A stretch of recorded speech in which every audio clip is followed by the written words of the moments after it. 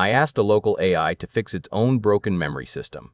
It found the bug, fixed it, and verified it worked.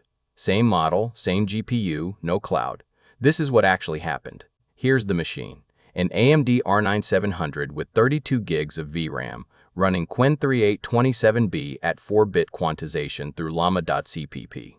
Hermes Agent is the platform. The model's job is to be a local agent, but it kept hitting a wall. Context length exceeded.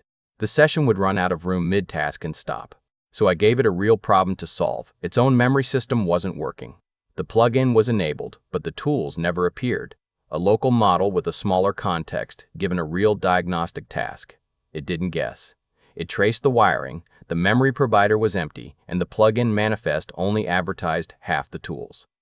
2 real bugs. The real blocker was the context window. The server was serving 64K tokens, but the config claimed 188K. Any request over 65,536 tokens got rejected, and that's why sessions kept dying. With 10 gigabytes of VRAM free, there was headroom. Bump the server to 128K context, clean load, no out of memory. The model went from failing at 64K to a full 128K window.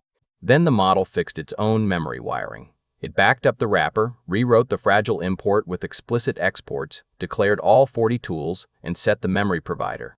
Then it verified. Provider mnemosyne, status available. The tools it diagnosed as broken, it wired up and confirmed working. That's a local 27B model doing real self-repair, not just generating text.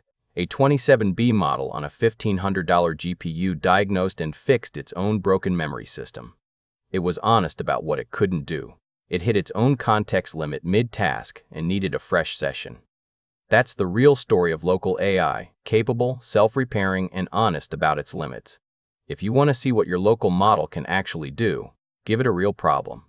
Like and subscribe for more real local AI workflows with Hermes Agent.